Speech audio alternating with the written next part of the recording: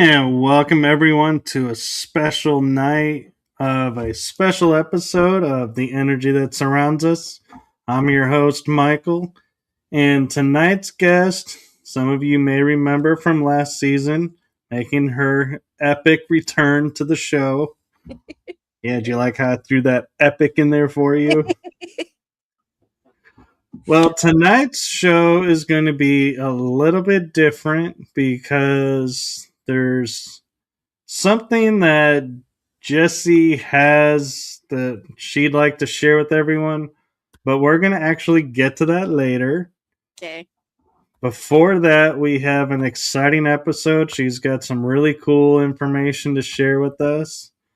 And you'll notice in the upper left hand corner of the screen, I have a lovely QR code now. If you feel like you would like to donate to the show, you are more than welcome to.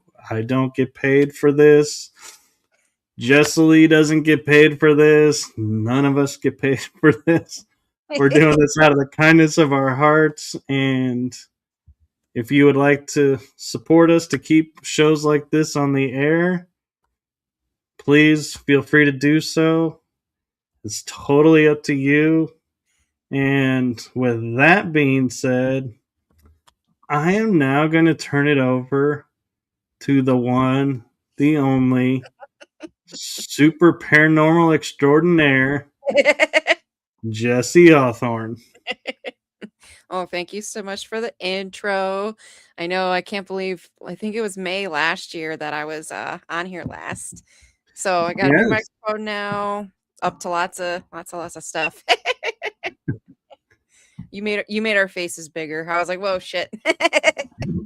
Yeah, I kind of forgot to mention that in the pre-show little chat that yeah, people were commenting to me that they have a hard time seeing on cell phone, so they were like, "Make the Oh, pictures bigger," and so I was like, "Okay, I can do okay. that."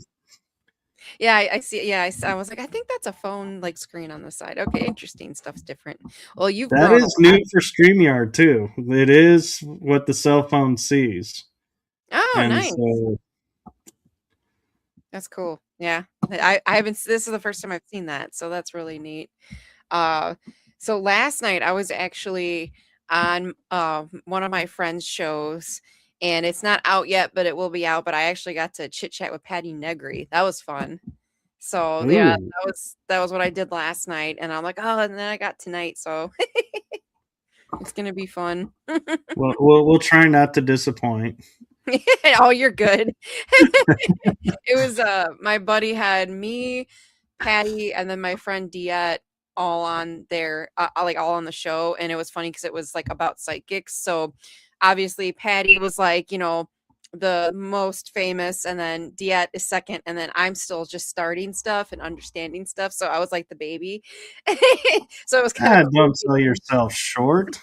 It's like expert, intermediate, beginner level. That was really funny. Somebody oh, okay. I've got the comments going on the side too, because I didn't do that last time. And since then, like I've learned a lot about StreamYard and everything. But let's see. So yeah, last time I was on, I was chit-chatting about like how I grew up on the Indian burial ground and some of the experiences that I've had, and how the house has been like calling me back, which is it's still happening. I have an itch and I have to go there. I have a team now. I'm part of Spire Paranormal, which is SPIRE, and we do go investigate places. So if I do end up getting the permission from the owner to investigate the old property, I'd have my team, and then also my buddy Larry, who does a lot of film stuff. I'm going to invite him if he'd like to come with to film some stuff, because I'm very curious what we would get. Because when I was living there, I didn't think to investigate. I investigated graveyards. I didn't think to investigate my own, like where I lived, even though I should have, because that's where all the crazy shit happened, was on that property. Yeah, and I kind of, I'm curious too, as to see what would happen, being Mhm. screw up if, they would be like, hey, she's back, or be like, you left us, so we're not talking to you. I know, I'm, like, dying to know how it would be, if it would be as active as it was when I was growing up or not as active, because I still don't know, like, what's there. I just know the stuff I experienced, and I know a lot more now about the paranormal, and, like, all like, different types of investigations or investigative methods and stuff, so I wanna put everything that I've learned since I left there and to the test and go there and do, like, an Estes method or have different types of cameras and stuff and everything. That's what I would love to do. So that's hopefully in the future. I gotta talk with the owner about it, if he would be open to my team investigating the property since it's still derelict. Like, there's nobody's living there. The house isn't finished still, and from what he's told me, it's all due to, like, citations and permits and stuff. We left there in 2013, so he's had the property for 13 years now, and it's still not a livable house, like, what they did to it. So, it's interesting to me. I have a theory actually about that. So, when we lived there, there was a gigantic old oak tree in the front. Wasn't in the greatest shape, but we weren't gonna cut it down. And then we had, like, these privacy bushes along each yard, and my mom planted stuff. We had our own, like, kind of pet cemetery back there. So, we added to the land a lot. We never really took away from the land. The new owners, they cut down that old oak tree. So that was like, you might not have wanted to do that because it's an Indian burial ground, but okay. And then they tore out all the privacy bushes that we had on each side of the yard. So you can see into the backyard and the front yard now. Before you couldn't, there were bushes on each side. And then they also destroyed about a half an acre of the wooded area that was in the backyard. So, like, the creek all the way to the cornfield, all those trees are like, oh, like, gone. Um, Same with the pet cemetery, they disturbed that. They took out the 2 apple trees that we had out front, so I'm wondering if the land and the property is like, "Pfft, you're not gonna live here." And they're having supernatural reason or, like, supernatural stuff's happening, and that's why they can't get these permits or the citations or whatever it is they need for, like, construction stuff to continue construction. That's my theory. I would love to go there and ask that. Oh, it makes sense to me, especially if they didn't ask permission, because Mhm. that's something people don't think about is, you know, there's more than one dimension or Yeah. reality in one space. So you mess with one, you mess with them all.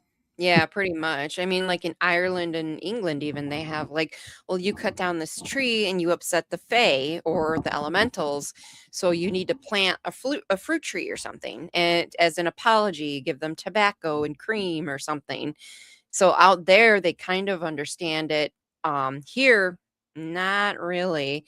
Like, the natives did, but, like, a lot of America doesn't or refuses to understand that there are other dimensions where we're not the only ones. We can only see 10% of the light spectrum. Like, there's a lot that we can't see, you know? Right. So I And found that so, interesting. yeah, and one thing I might point out is, you going back there, there's a third option you didn't mention, and that is more activity than when you were there. Right. The owner says that he gets growled at a lot, like, from the woods and stuff. Yeah. So I was like, "Okay, that happened to me too." And he goes, "Yeah, I don't really think much about it. I just growl back at whatever it is." And I'm like, "Okay, I didn't do that, but okay." Why not growl back, Something's growling at you, why Yeah. not growl back? Right. So yeah, I've no idea what's there. I'm very, very curious to find that out. So that's one of the updates that I have about the property.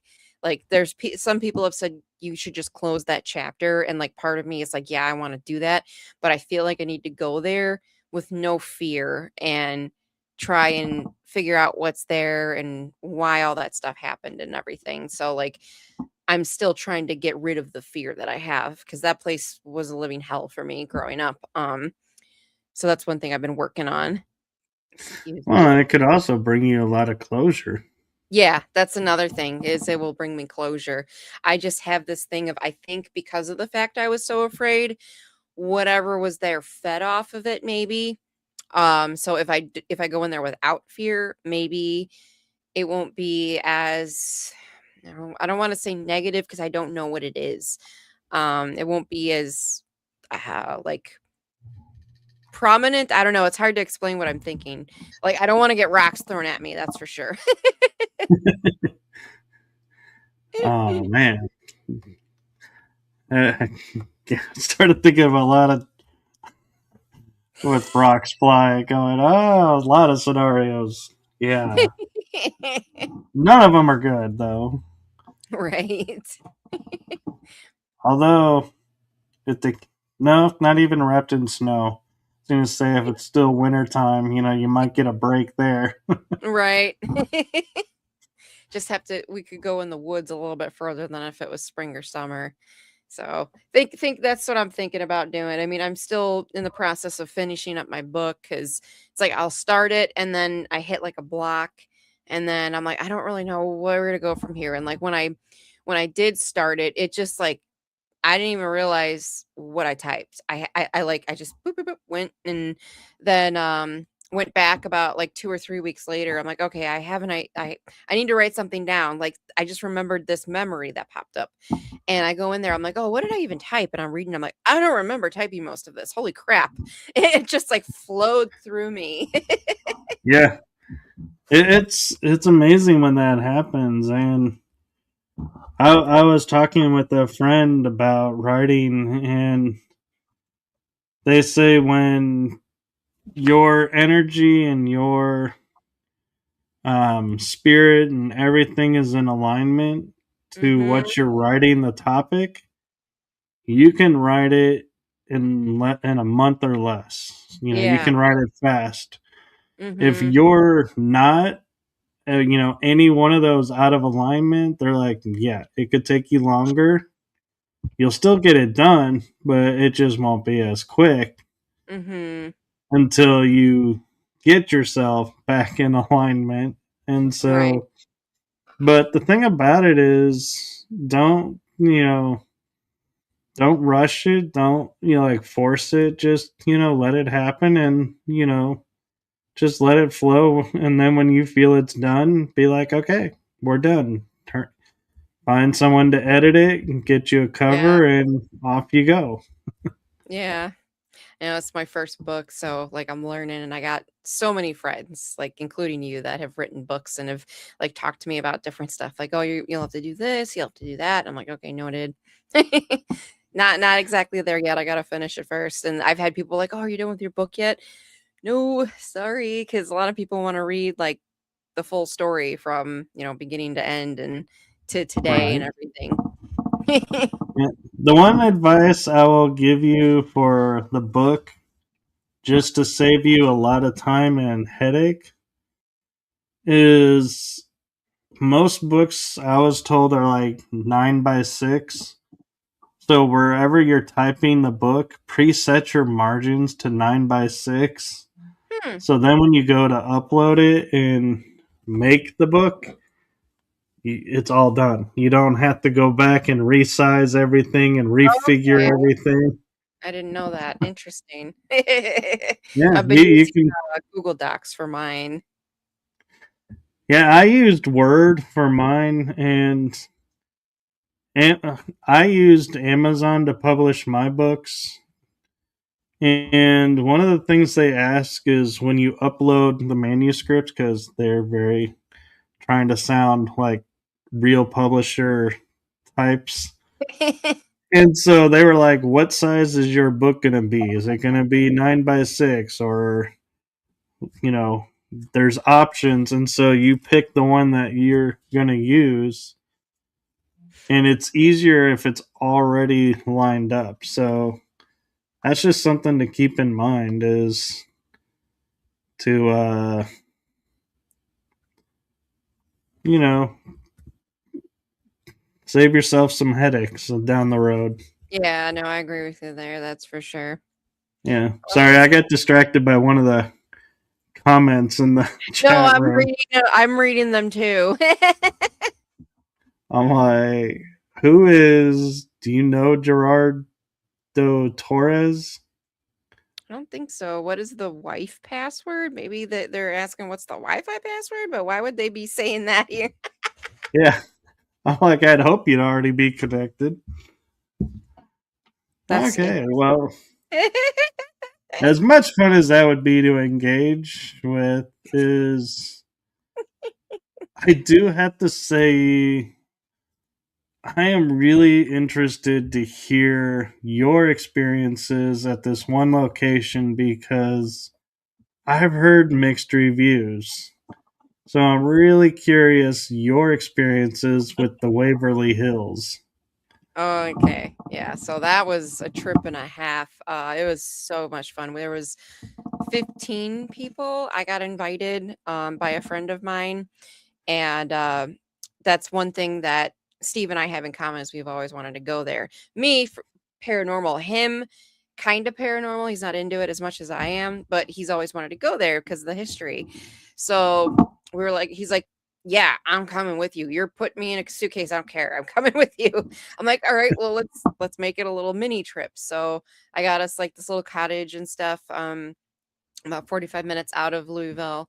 Um, so going to it in person, it is huge. Like I've seen it on TV, obviously everybody has, and I've heard people say that it's a big location, and yeah, when you get there, it's like it's gigantic. So that was definitely like a wow moment. And then so I went in there cold. That's what I've been doing a lot lately is I don't look up history. Like I know, little bits here and there just, cuz it's Waverly.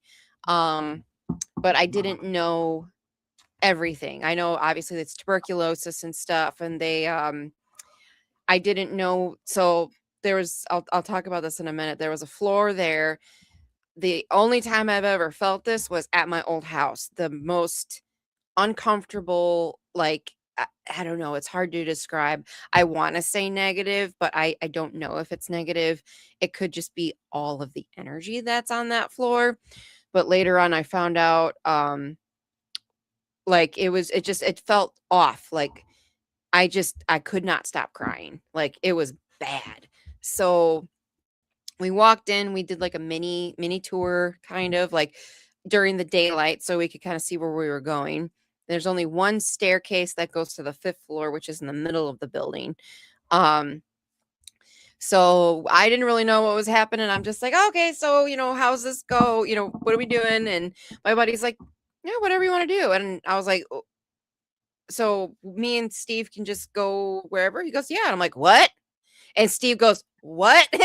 He's like, "We can just go fuck off wherever we want. It's not like here's this room and here's that room. We can do whatever we want." And he was so excited. So he's like, "All right, we're going to the roof right now. Let's go watch the sunset on the roof." And I'm like, "Okay." So that's where we went first. So we went up to the 5th floor and went to the one of the sides of the roof where you could actually see you can see like the hills and stuff. It's really, really pretty. So watch the That's sunset on actually the 5th floor. genius. What's up? I said, that's actually genius. I would never think to go to a location and say, let's go on the roof. I think that was his way of saying, like, let's do something cute. Yeah? Because he wanted to watch the sunset with me, like, on the roof of Waverly, because you can see miles. So we did that, and then we were like, all right, well, we can look around up here on the 5th floor. Steve bought me a pair of dowsing rods there. So I finally have dowsing rods. So I was getting the hang of those. And from what I've been hearing from a lot of my friends and fellow investigators, I get some of the best dowsing rod answers that they've ever seen. And so it's like they're connected to me. So I've been using those a lot. Like even at home, I use them. So where did we go after the roof? I think we went back. We checked out 502, which is um I didn't know this at the time. I felt a woman, and I felt she was in like some type of pain, and that she definitely died in that room. And it turns out, oh, there was a nurse that either A, homicide, or B, she killed herself. And that's still up in the air because nobody knows. Investigators have gotten both stories. And then I was also picking up like somebody being pushed off the roof. Like I was picking all of this up on the fifth floor, and I'm like, interesting. And then so we tried to connect with her, didn't really get much. And then we went down. Steve wanted to go to, was it the death shoot next? I can't remember which were. So I know when we went to the death shoot, we didn't get anything. I've heard how horrible that place is, like the body shoot. And I still have some back issues, but back in June when we went, like I was in a lot of pain. So I had pain patches on and everything. I'm like, oh, I'm not walking down this, because again, TV, you see it, you don't realize how steep it is until you are right next to it. It's like 45-degree angle. It's very steep.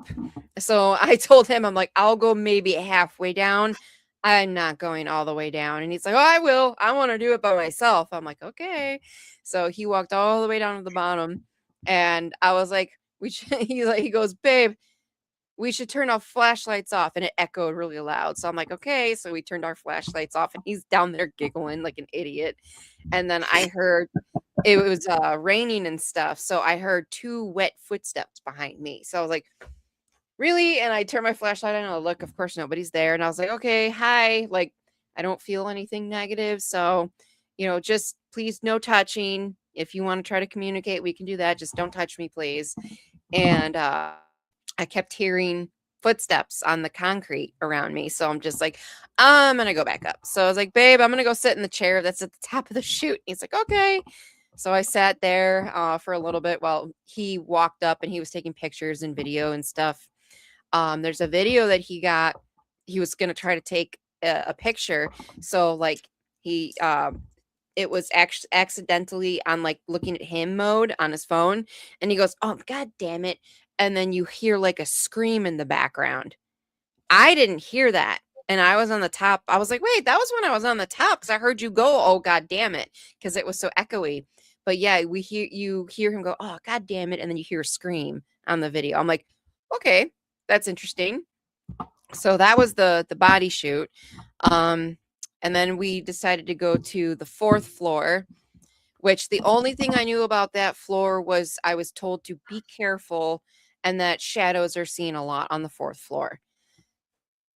As soon like anytime we went past the door, I got a pit in my stomach. Like I haven't felt that way since the old house that I grew up in. And so we walked onto the floor, and then just I'm bawling my ass off, like tears going down my cheeks. I'm like crying hysterically. And I looked at Steve and I'm like, here is a perfect example of my abilities, so you understand them. Do I have anything to be upset about? He goes, no, not that I'm aware of. And I'm like, why would I be crying like this? He goes, I don't know. And he's like all freaked out. And I was like, okay, I don't know what's here, but I'm feeling it. It's very, very strong. So I was like, I did what I usually do. Can you please back up? I can't function. Please back up a little bit. This is too strong right now. It still didn't go away. So I walked off the floor, and it went away. And I'm like, oh my God, like this is crazy how like strong the feeling was. I've never felt anything in any location like that before, to where it just brought me to my knees to tears. So I walked back on, started crying again, and then I walked to the outside where like there's the outside, like the porches and stuff where they had people laying. I can't think of the right word. I don't really want to say balcony, but I walked out off that way, and I was able to breathe. And I'm like, okay, so it's the hallway for some reason that's doing this to me. And like the best way to describe it is just like the most horrible, utter despair, like sorrow you've ever felt in your life, like times 100. It was horrible. And I was so uncomfortable on that floor. Like I was gripping Steve's hand so hard I thought I was gonna break it. And he's like, "We gotta walk to each side, babe. You know that's what I want to do." I'm like, I know. I'm just trying. Like I can't block any of this out, no matter how hard I tried. Like I was trying to block it out, and I just could not block that floor out. And he was seeing shadows and stuff, and he actually was like, "This is the only time I've ever felt anything. I feel like everybody's heads are outside of the room and they're staring at me. Like, this is cool." I'm like, "Fuck you. It is not cool. I am so uncomfortable right now." But anytime we went past that floor, he literally would open the door and go stand in the hallway in the dark just so he could feel the paranormal, because he doesn't feel much like at all, and he's never really experienced anything, and he's like, "This is the only time I felt anything. This is so cool." And we walked to the end of one of the so it kind of like is like a big section, like then there's an end on each side. Well, one of the ends, I have no idea how we missed this the first time we were on the fourth floor, but there was a surgery room. And again, I did no research. I didn't realize that, but when I was there, like I felt like a psych ward kind of too, like it like unstable. And it turns out that the fourth floor was the surgery floor as well as like the mental health floor. And I was like, "Oh, I didn't know that. That explains why the energy was so chaotic and so thick on that floor, because people were waiting to get their lungs taken out or their ribs broken or God knows what else they did for the tuberculosis." Um so that would explain like why there was such strong despair there, because people were like, "Oh, I'm gonna die," and they were on that floor. At least that's what I feel. So after the fourth floor, we went on the third floor or the second floor. I think it was the second floor. Um, No, it was the third floor. We went down one, and, when we got to that floor, I don't know what it was, but something was draining the shit out of me. Like, I was exhausted, like, I could barely walk. So, again, I asked it to please back off. You're, draining too much of my energy, and I ironically, I set a REM pod up, and then poof, battery died. So I'm like, "Oh, okay," and then my flashlight started flickering. I'm like, "No, don't you dare, like, cut out my flashlight." And, I told Steve, I was like, "All right, if you wanna explore, go ahead. I need to sit," because they had random folding chairs set up everywhere. So the one was on the balcony of the third floor, so I sat down. I'm just chilling, listening, because it's, summer in Kentucky, so it's pretty freaking warm, and there's bugs and lightning bugs and everything, so I'm just trying to gather my energy and ground myself again so nothing could, drain me. And I just happened to, like, look a little bit towards my right, and where Steve was, I could see his flashlight, like, going around, and he got attacked by bats, like, he had bats flying at his head and shit. So that was really funny. So because Did he do the Batman thing? He's obsessed with Batman, so he was making Batman jokes all night. So I just hear him go, "Oh fuck," and then he's like, "Oh, are you serious? God damn it!" I'm like, "What's the matter?" It's like, "There's freaking bats on this floor," and I'm like, "Oh yeah, I forgot there were bats here. I forgot to tell you about that because he's 6'1". So I was like, "You should probably turn your flashlight out, babe." And right before he did that, I saw this. So I haven't even explored the floor yet. We walked a little bit, and I went straight to the balcony. I don't know which rooms or what, like nothing. I saw this very shadowy figure that was, I don't know, maybe 3 foot tall, 2.5, 3 feet tall, like just a misty figure. And it literally was, so as Steve was turning his light out, I saw it. So I saw like a head, and then I saw the black misty figure, and then his flashlight went out, and I was like, okay, what was that?" So I got up and I went to investigate. It's literally a brick wall, and then it goes into, there's no windows, so it went into a room that would have had windows. And I was like, "Babe, come here." And he's like, "What?" And I'm like, "I'm pretty much where you left me. I'm just in the hallway." So he comes, and I was like, I told him what happened. I'm like, "It was this room right here. So we got to find the entrance to this room." we find the entrance to this room, and there's fucking children toys in there. So I think I saw a kid ghost. Like, that's the only thing that's what it looked like a black mist the size of a child. And the room that it was standing in front of had like a dollhouse and like little race cars and teddy bears in that room. There was no other room on that floor that had that. That was the only one that did. And I was just like, that's weird. Okay.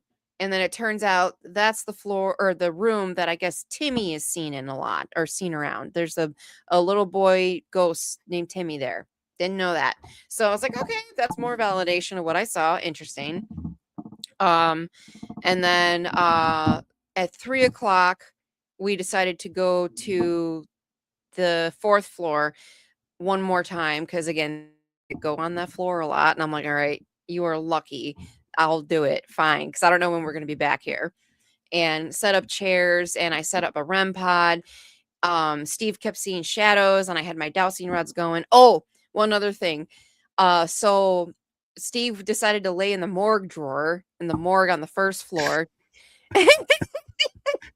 And he went in head first. Everybody else I know did feet first. And he goes, well, technically, how I laid was how they would have laid. So he's laying back with this flashlight and he can see, outside the end of the morgue drawer.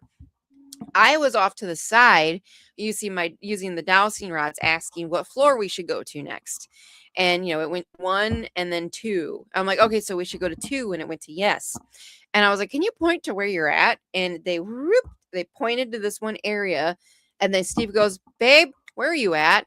And I was like, I'm over here, like leaning against the wall where I originally was. Why? And he goes, I just saw something like, I don't know, like a shadow. And he used his flashlight right there. And it was literally where my dowsing rods pointed. And I was like, oh, interesting. All right, I'll tell you when you get out. So I told him and he was like, I don't know, maybe I'm just tired. I'm like, no, I think you saw a shadow figure or something because my dowsing rods literally pointed right before you used your flashlight to show me where you saw something. So that was definitely funny. And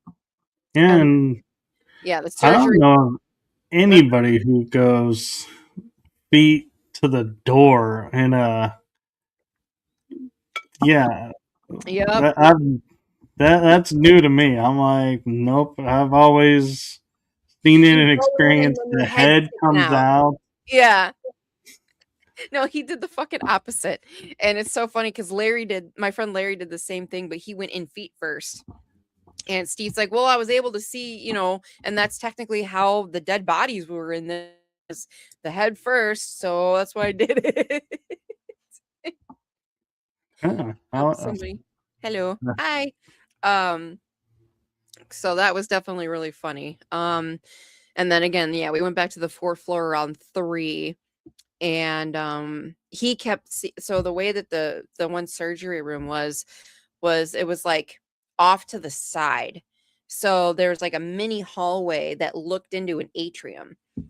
So he was sitting right under the surgery light and I had a REM pod on a chair in front of him. And then I was off to the side with the dowsing rods and he kept seeing shadows like walking around and walking back and forth. So I thought that was interesting. And he's like, oh, are you a worker? And they went to yes. And are you a nurse? They went to yes. And he's like, oh, are you doing your rounds? And they went to yes. So that was the information that we got. And I was like, oh, okay. Well, and then we had to leave at around 4-ish. So about like a month or two late, no, a couple months afterwards, my friend that invited me, he has his own podcast. So he decided to have everybody that was there on the podcast to talk about what happened. Obviously, Steve wants nothing to do with that because he hates cameras. So he's like, you do that. I'm not doing that. I'm like, okay, fine. And so earlier, how I said I kept feeling like a woman was pushed off the roof. Another psychic there. Like, so me and Steve were by ourselves pretty much the whole time, and unless we went to home base, which was in the basement, that had air conditioning and had water, because you couldn't bring anything really in the building. You had to go down there for it. And they had working bathrooms. I was very happy about that. So whenever we went to home base, we would see everybody, say hi, rest for a little bit, then go back into the building. So there were two other psychics there, and one of the psychics, she said, we were all just chit-chatting, and we were talking about the 5th floor. And she was saying how she connected with this nurse that says that she got pushed off of the roof because one of the doctors got her pregnant. And I'm like, what? And I was like, okay, I have to say this. So when we were on the 5th floor, like we went there first, I kept feeling like I wanted to jump off the roof almost. Like I kept feeling like pushed off the roof, jump off the roof or something like that. And it felt from a female. And she was like, oh yeah. And so that was interesting to me. So that was validation. And then when I think it was one of the other psychics was talking about, they were trying to communicate on the 4th floor by the surgery room, and they kept picking up a nurse that was doing her rounds in the atrium outside of the surgery room. And I was like, that's what I picked up. And then I kept picking up this name, Lois, and it turns out she has a room on the 2nd floor, and it's the only one that has furniture in it. And so I was like, okay, that's interesting. So that was who I was talking to in the morgue, because it kept telling me to go to the 2nd floor. And I picked up the name Lois, and they confirmed that there was somebody there named Lois, and her room has the furniture and stuff in it. So it's like, wow, a lot of the stuff that I was picking up, other people picked up. And then I explained how I felt on the 4th floor. One of the other psychics, I guess, could not go on the 3rd floor, which the 3rd floor was uncomfortable, but it wasn't nearly as bad as the 4th floor for me. But yeah, I make sure we don't have attachments. So I made sure we both rubbed our feet in black salt when we left. Um, I didn't get touched at all. Steve thinks he got touched when he was in the morgue drawer, like something touched his calf, and he saw a fuck ton of shadow figures. I didn't really see any shadow figures, but my eyesight sucks with my glasses. I need my contacts. But I was more of like, I could feel everything instead of like physically. Like I don't think we heard any. Yeah, we didn't hear any like loud bangs or voices or anything like that. Audibly, we did on the one video that he got by accident. And I don't know why I didn't think to video stuff, or really take that many pictures. They didn't really want pictures with flash though as well there, because that'll damage the building. So I'm trying to think. That's pretty much all the crazy parts about Waverly, and I've been rambling on a long time about that. I feel bad now. It's like 8:40.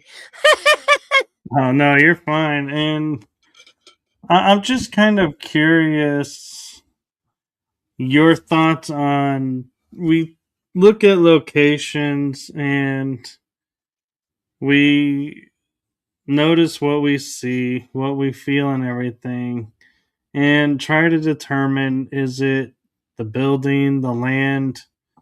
But I've started noticing, is it even our timeline? Is it our dimension, so to speak? Right. And so I'm wondering if you had any occurrences or any experiences where you'd be like, well, this may not have been our time or our dimension that came through. I mean, I have that feeling too. Like there are times, so like the Tinker Swiss Cottage in Rockford, Illinois, I've been there like 10 times now. That place, you definitely pop through timelines in a way, because the family is still there. But then there's times where they're talking with you, and it's almost like they're there in their time, and like you punctured through in a way, like the way that they answer, and they answer very quickly. um that place is definitely one of the more interesting places. Waverly, I'm pretty sure there are certain traumatic things that are on a loop there probably, so it might be like the stone tape theory, if you want to call it that. Or maybe like the nurse that's doing the rounds. Steve kept seeing a shadow, like walking back and forth, like doing rounds. So maybe we were seeing that timeline and she's not dead. Because technically, nobody that we contacted said they were dead, actually, now that I think about it. Like, I'm not like, "Are you dead?" Like, I don't like to say that anyways, but, um, that's like but, like, there's the one woman that me and that other psychic felt like she got pushed off the roof. I think she knows that she's dead because she said she was killed, but the nurse that Steve kind of saw and I contacted with the dowsing rods, she didn't say anything about being dead, just that she was doing her rounds. So, Interesting. And yeah. I have another interesting theory for you. I'm curious if you've ever thought about, and it kind of deals with the shadows.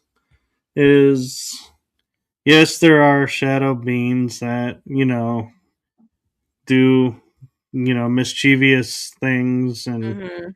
cause problems, but there's also shadows that are helpful, beneficial, like kind of like teachers. Yeah, I think we talked about this And last time too, yeah.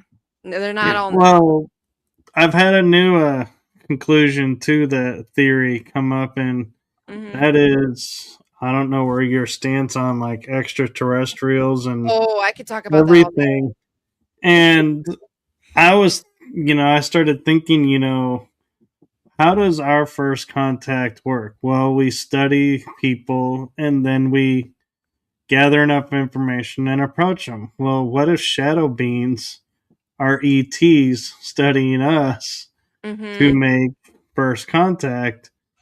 So I'm curious, with all the shadows that you both experienced, did you ever get a feeling like, hey, you may not actually be from around here?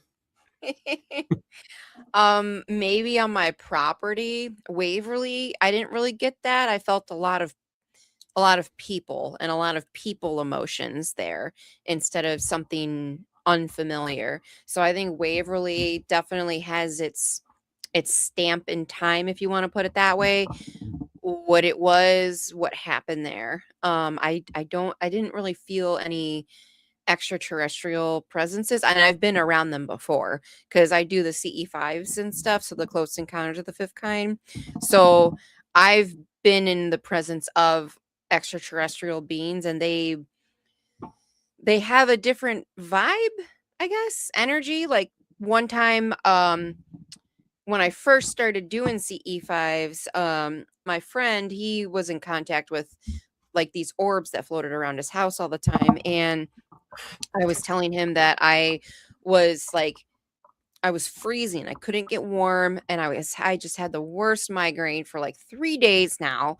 And I don't know what it was. I was doing meditations and stuff. And he's like, "Oh, you've been getting downloads." And I'm like, "Oh, okay." And he's like, "Why don't you ask them to like ease up a little bit, because you can't function, because they never want to hurt you. They want you to have the information." And I'm like, "Okay." So I was like, "Could you please ease up a little bit? Like, I can't function. I've got a migraine. I haven't been eating or sleeping." And next thing I know, I felt like my whole body was goosebumps, and I felt this euphoric like love feeling. Like, I can't even explain it. The only other time I felt that was from touch, or not touching, 'cause you're not allowed to touch it, but from meditating with the Mitchell Hedges crystal skull, because I've been able to be in the presence of that like 4 different times. That's the only other time I had that euphoric-y, like, just loving warmth feeling. It's really like a hug from the universe. So that happened, and then my headache went away, and then I wasn't cold anymore. I was like toasty warm. Like, it literally felt like a warm hug around me. It was freaking weird. So that's why, like, the few times I know for a fact I've been around extraterrestrial stuff, it's that type of feeling. And um talking with Chris Bledsoe as well, he sees orbs all the time, every day.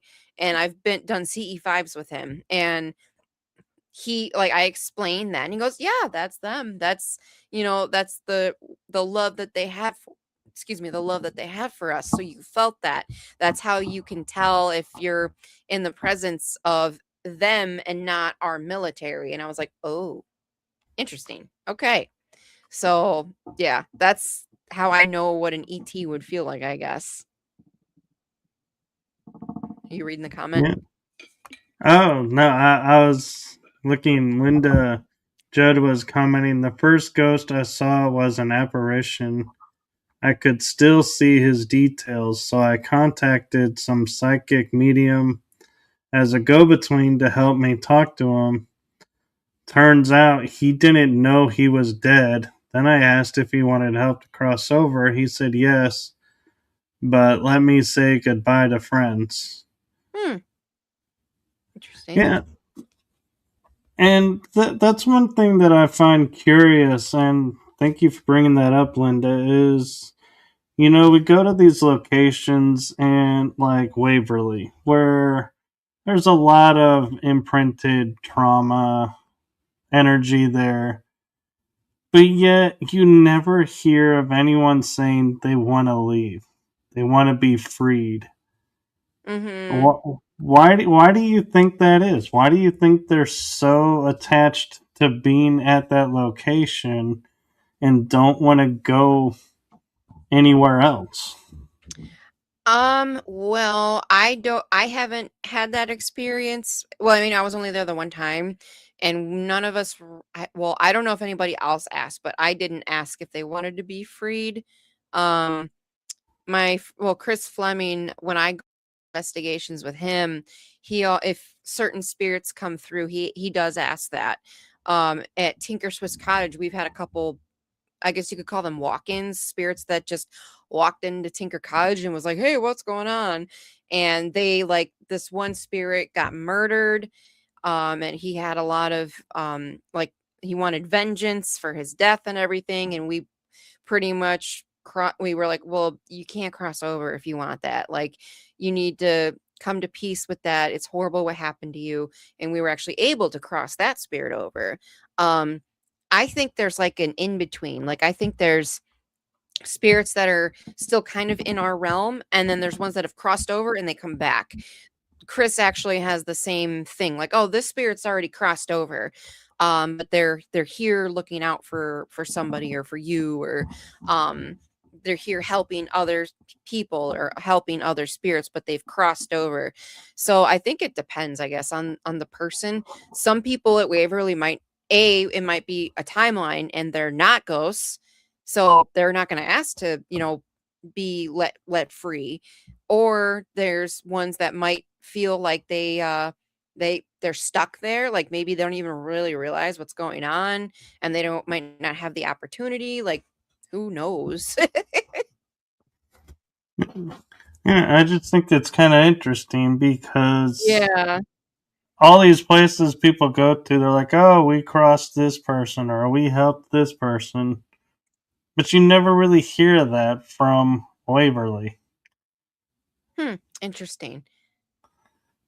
Yeah, I don't know. Like, I've only been there the one time, and um trying to think. My friend Larry was there, and he didn't really talk about, like, crossing them over. I mean, who, I don't know. I'd have to like talk to somebody, be like, "Hey, did you ask to cross anybody over? Did they say no?" Yeah, and I mean, we have to be careful doing that too Oh yeah. because it's you want to make sure they go to the right place, and I'm not talking heaven versus hell. Yeah, I'm just the right meaning, dimension. yeah, they're going back to their source and not getting going back to another dimension and going, Mhm. well, what do I do now? Right. I don't even know where I am. Well, before the time runs out, I'm gonna talk about the thing with my mom real quick, if that's cool. Yeah, go ahead. Okay, so I asked Michael if this was okay. He said yes. So on January 24th, I live in Illinois, and that was the negative 40-degree day that we had here. My mom and my stepdad had a really bad house fire that destroyed the house that they were living in. They're both on disability, so they have like no income and they don't have like a savings account or anything. They're okay. And the animals that my mom works at a shelter and she looks after animals and stuff. All the animals are okay. I gave Michael a link for the GoFundMe and I've got pictures and stuff of the, I guess you could say, disaster. So I'm asking if anybody's able to. Every little bit helps. I do have a goal so they're able to stay like in the temporary house that they're at until insurance actually picks up their feet and does something, because I'm sure everybody knows insurance is a scam and they don't really care. So the little bit that I've been able to get from friends and people I know has helped them get new clothes and food and stuff, because like anything cloth is gone like from the house. A lot of the appliances are going to be trashed from what I understand too from my mom. um and then I also have like Venmo. I've had people send me stuff via Venmo or Cash App or PayPal, because GoFundMe does take fees. I found that out. My Venmo is Jessiy H. So how I spell my name, JESSIYH. I believe that's my Cash App too. And then I think anything PayPal related, you might have to search for my name, or Zelle as well. If anybody wants to do that, you can find me on Facebook by Jessiy Hawthorne. I think I've got a picture of me playing a bass right now. I don't have the cool background right now. If you want to talk to me through Facebook, don't contact Michael. He's not my agent.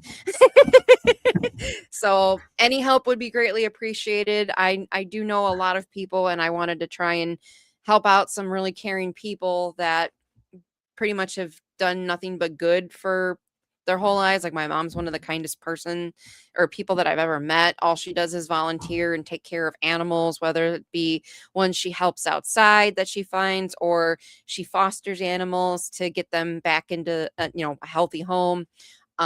So any help would be appreciated. She actually told me, nobody knows about us, Jess. Nobody cares about us, so nobody's going to help us. So I'm trying to prove her wrong and say that they do matter, just like everybody matters. Everybody matters. Everybody has their own purpose and everything in life, and nobody should feel isolated and like they don't matter. So anything would be appreciated, and I appreciate it so much. So Jessiy Hawthorne on Facebook, if you want to message me and ask for any more information, and then he's got the GoFundMe link on the bottom of the screen. So thank you guys so much. I appreciate it.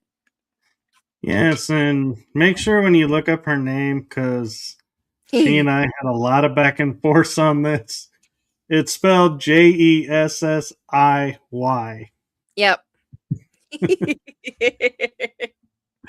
Oh God, I gotta be the weirdo. I can't help it. No, she's talking about me being an agent in full transparency, because I was like, yeah, people have a tendency to come to me to get a hold of my guests, and I'm like, with everything going on, I'm like, if you really want help, just put your information out there, and, Right. don't make me the middleman. And so that's where that little fun comes from. And Linda Judd is saying the spirits, those ghosts that crossed over and came back, are safer to be around because they relearned how to get energy from Earth. Yep. Ghosts take their energy from live beings. Yep. I agree with that. And then she says, learning self love is so important. No, Yes, it it is. is. It is.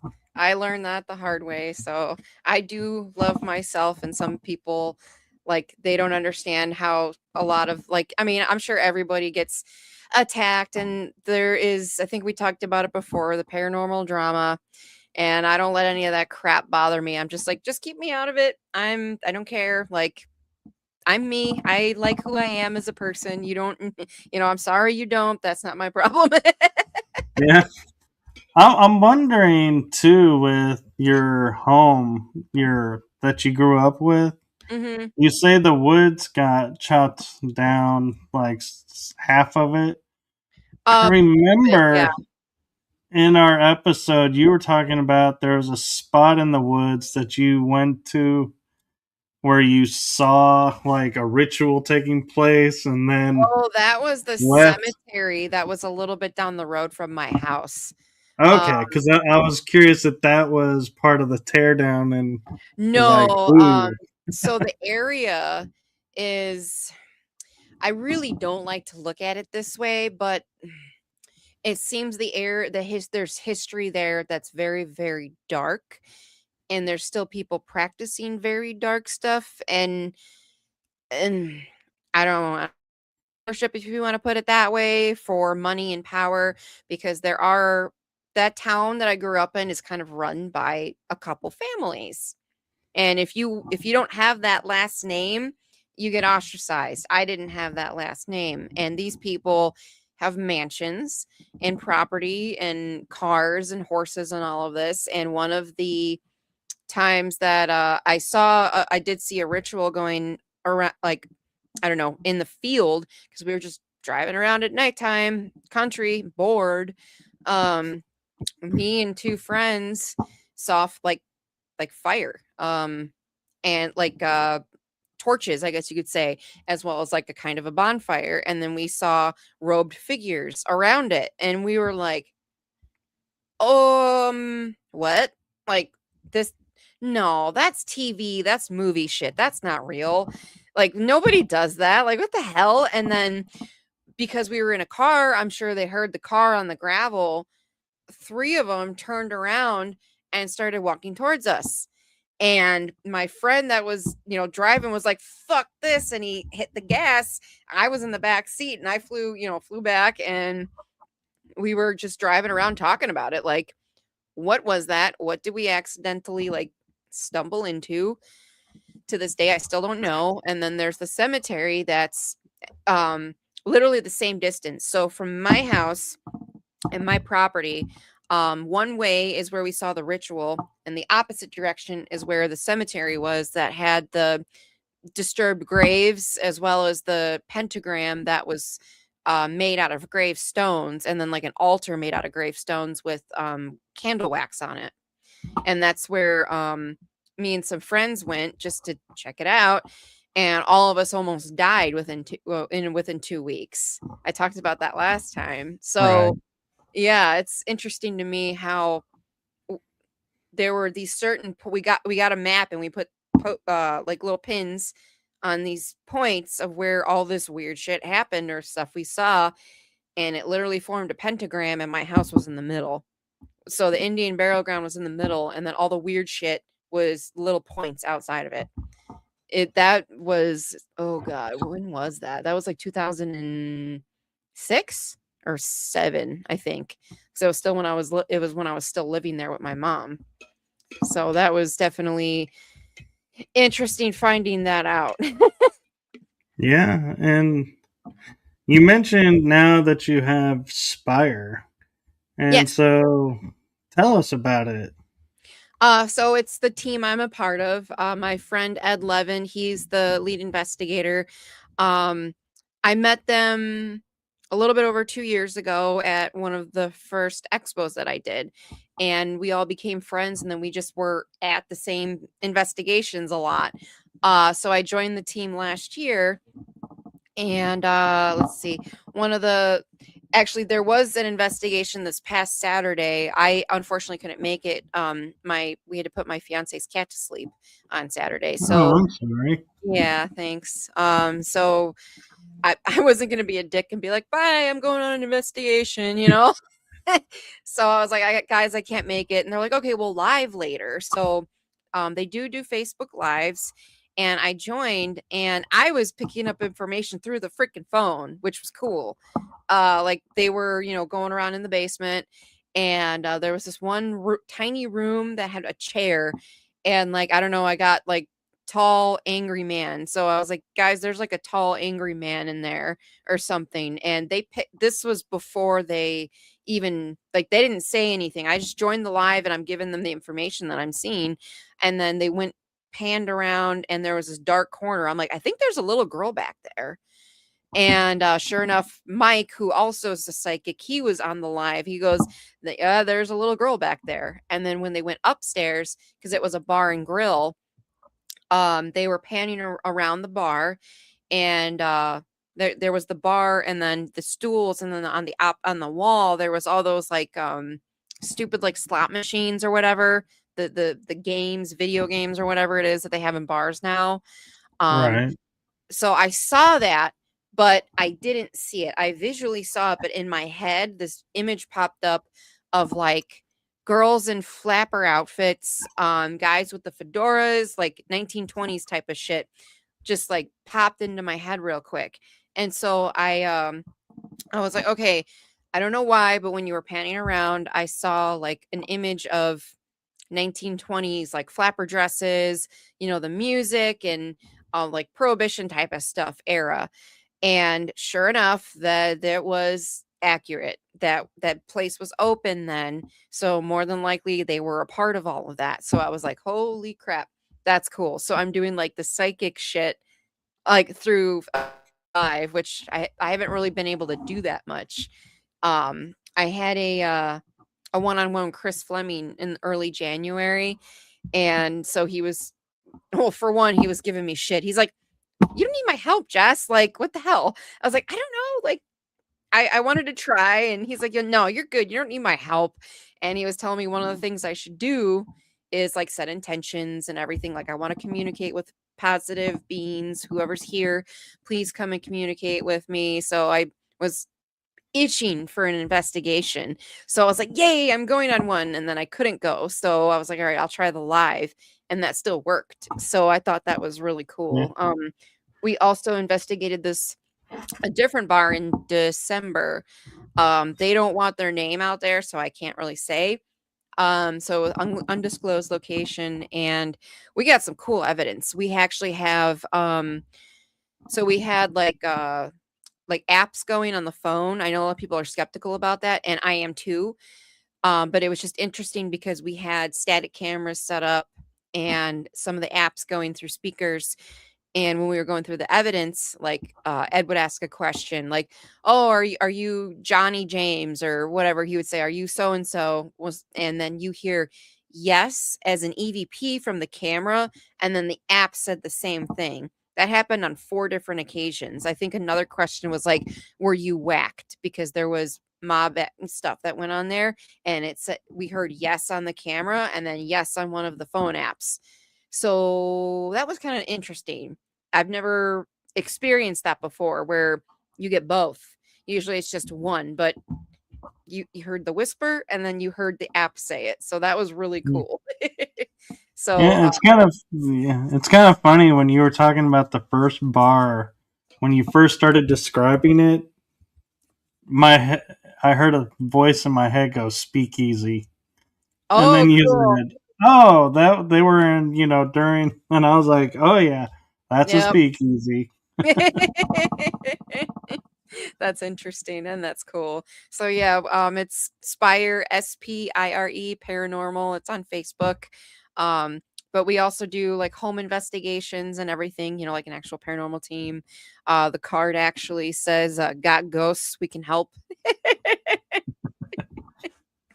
So it's fun being a part of a team.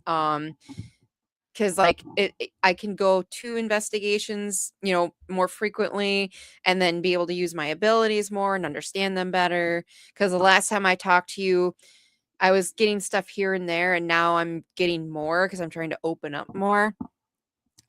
So that's definitely been fun. I'm actually going to Edinburgh Manor in Iowa. I think it's Sugar Grove or something, Iowa. Destination Fear went there, and a few other people have been there in April. And then I'm also going to Ashmore Estates in Illinois, June 13th. So those are 2 places that are, not 12 hours away, and they're, around the area, and they've had a lot of activity, and like Jack Osborne's been there, Katrina Weidman, Nick Groff, you name it. They've been to these locations. So I'm really excited. It's like Waverly Hills. Like that was the first famous location I was at. Yeah. There, with you being, raised on Indian burial ground, there's a location in Illinois. It's on the south side near St. Louis, Missouri, that I'm like wondering, if Okay. you've ever investigated there. And it is a state park, so I The wouldn't like Cuyahoga Mounds. Cahokia, yeah. I haven't been there. I've driven past it. I haven't been there yet, like to investigate. I really want to though. Um, when we go to Ashmore, actually, there's I think the biggest cemetery or the oldest cemetery in Illinois is in Decatur, which is technically on our way home from Ashmore. So Steve's dying to stop there. Like this past year, he wanted to go graveyarding a lot. So we went to Graceland Cemetery for the first time, which is a famous Chicago cemetery, and Rose Hill, which is another famous Chicago cemetery. So we went to both. And then we found out his aunt is actually buried at Graceland. So we actually listened to my dowsing rods on where her grave was because the information that he got was incorrect. We're like, well, it's supposed to be here and it's not. And I'm like, let me try the dowsing rod. So I pull them out and they were pointing to where we needed to go. So that was really neat. It's it's kind of funny you'd say that, having that trouble is Bonnie Parker is buried in Dallas near where I live, Mhm. and we were going, and there's like no real guidance or anything, and I was like, oh well, everything says it's over here Mhm. by this landmark. And I asked this one groundskeeper, and I was like, he goes, yeah. He gets in his truck and actually drives the cemetery, and I follow him to the location. He's like, it's right there. And I was like, oh, okay. And so then there's Bonnie and her mom, and they were supposedly last year going to move Bonnie to be with Clyde because he's in another cemetery, but I don't know that ever went through, and I question if that's even possible at this point. I mean, when you think about they were buried in the 30s, Mhm. the 1930s, it's almost 2030. So that's 100 years. Yeah. I don't think that they would have been put in like ultra fancy coffins. And so I'm like Yeah. imagining, if you dug it up, would there one even be a coffin, and two, would there even really be a body because everything dissolves and Yeah. returns back? And so I'm like, would it be just, you symbolically say, hey, we dug you up and now we're putting you over here even though there's nothing to put over there? Right. That's something Steve and I have talked about before too, actually. Yeah, and Linda actually has a question for Yeah, you. I see that. Yeah. Um, actually, I don't. I've never had my name called, but I also haven't used anything like speaker wise, spirit box or anything, and I've never heard it like audibly, and I've never heard it like psychically in my head. So I've never really had my name called when I go to cemeteries, but it's also more relatively new that we're doing that. We only did it a couple times towards the end of the year last year. So technically, I've only been graveyarding 4 times last year. So, but we've always wanted to do it. We just never had the time. And oh yeah, I didn't even get a chance to tell you this. I got laid off in October, the day before Halloween. So I'm looking for work right now, and he's working his job. And before we had no days off together. Now we do. So when it was nice out, that's when we were, going graveyarding and stuff. Nothing says loving like graveyarding. Right.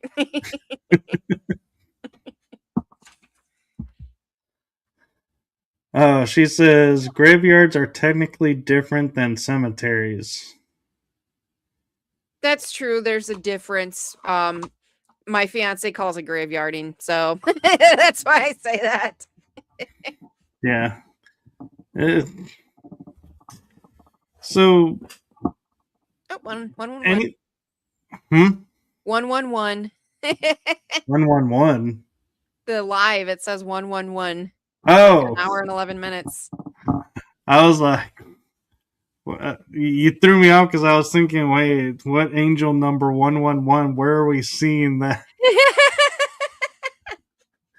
But I'm kind of curious too with all that you do and everything. If you had the chance to go, places, what would be your bucket list? I've been asked that a lot recently. Like, if money wasn't involved and all that, where would you really want to go?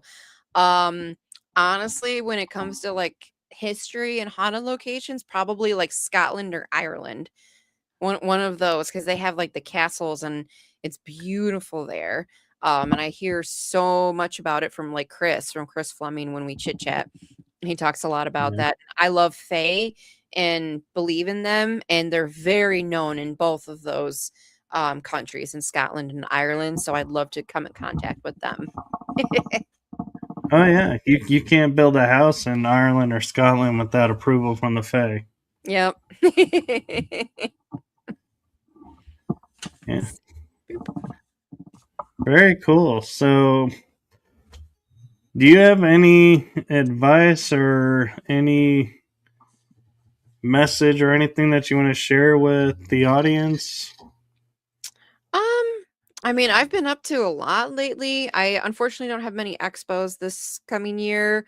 With no income, I haven't been able to like pay the vendor fees. But I am doing some investigations this year, and then I have the sound baths. I'm doing sound baths now around the area, so that's been fun. So one thing though that I've learned and noticed, when you are on the right path, the universe will make it really easy for you, or they'll give you signs. So the day that I got laid off, I was like, it was the day before Halloween, and I'm like freaking out. And I literally, I was on an investigation literally like 2 weeks prior, and with Chris Fleming, and he said he asked the spirits, how can Jessiy contact her spirit guides? Like, what should she do? Like especially to make sure she's talking to the right spirits.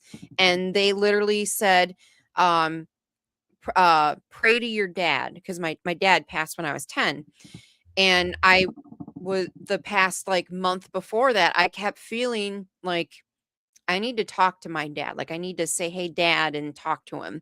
And so Chris said that, and I was like, "Holy crap. Okay. I've already been doing that. Noted." So when I got laid off, I'm walking out to my car and I literally said, "Dad, can you please show me signs that everything's going to be okay and that things are going like how they should be going? Can you show me angel numbers so I know that things are okay and that I'm headed down the right path?"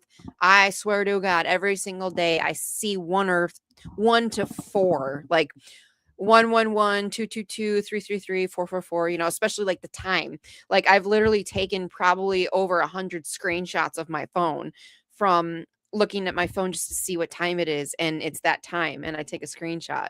So that's like, when you know you're on the right path, and if you need guidance, ask. Say, can you please show me in this form so I understand? Because spirit guides could try to give you signs all damn day, and if it doesn't click with you, you're not going to get them. So you need to be specific. Like, I need this to know I'm on the right path, and that's what I did, and that's what I got, and I'm still getting. Yeah, I mean, look at you just pointed out 111. Yep, I just happened to look over. Very cool. Well, before we wrap up and say goodnight on this special episode, there is something new that I do on the shows. And before I do that, Linda says, I Ask see your that. dad if he wants to help with your ghost investigations. He Nice has. connector. He's come through before. And we have a phrase or two words, let's put it that way, that I hear or I listen for to know it's him. So he knows. So he's telling me, "Hey, it's me. I'm here." So I've been able to do that twice now. So that's been fun. Very cool. All right. Well, I have a message for you. Ooh. From my heart and the heart of my show, thank you for what you're doing for humanity and everything. It Aw. is seen, heard, and felt. It's appreciated. So thank you. Thank you. I appreciate that. That's nice. And you were the first person to do something like that. So you get props for that. Oh, I started it, I think, like mid season last year, and Mhm. it kind of just stuck. And Yeah. uh, I like it. It's kind of nice. It's, And you you never know, know, that could always brighten somebody's day too. Like, my mom always taught me, always be kind. You never know what somebody's going through. And even just telling somebody that they look nice can make someone's day. yeah. It was And nice there to meet you you, go. Linda. Well, thank you. Thank you for sharing with us and updating us. And ironically, I'm going to say thank you for going to the episode to see what was we shared and what we wanted to share but didn't get to, so we could get to it tonight. So, and we managed to get to all of our topics tonight. Mhm. So, thank you for that. And Yeah, thank you for reaching out and asking to come back on again. And keeping in touch. So thank you for of that. course. Yeah, I'm always open to come back on and everything. I like to talk and I like to share experiences and show people that, it's okay. Nobody's alone in this and we're all together. And as long as we love each other, that's what matters. Exactly. Couldn't say it better myself. And with that, I think that's a good out point. And so we will say good night to everybody. Night, everybody. Tomorrow, sorry, tomorrow we have channeling with Starseed Lolo at 3 to 3:30. And then Lindsay Brooke is coming on tomorrow night for the regular episode time. So be sure to tune in for that. And with that, I'm going to say good night, blessings, hope to everyone. Good night. Night. Bye, everybody.